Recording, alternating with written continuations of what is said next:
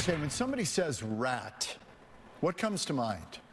Disease, pests, garbage eaters, dragging a pizza through the streets of New York, up the stairs. This story may have you thinking about rats in a completely different way. Yeah. One organization is using the rodents to make the world a safer, healthier place. Fox's Caroline Shively has this story.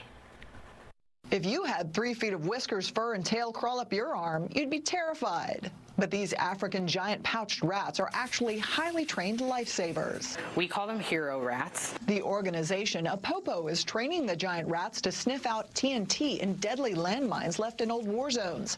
Their sense of smell is actually better than a bloodhound's, and they're so light they won't detonate the mines. They'll find the landmine and they'll dig just a little bit to indicate that they found it. They'll get recalled back, and then people will go and defuse the landmines. Now some of those rats have traveled to the U.S., including Mirasol here at the Maryland Zoo at Baltimore.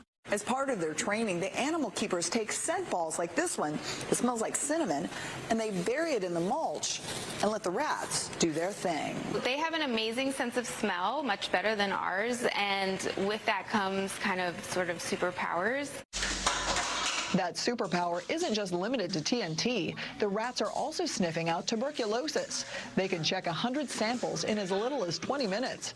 That would normally take a lab technician using a microscope 4 days. The rodents are also being used in ports to detect smuggled wildlife. Things like rhino horn or pangolin scales.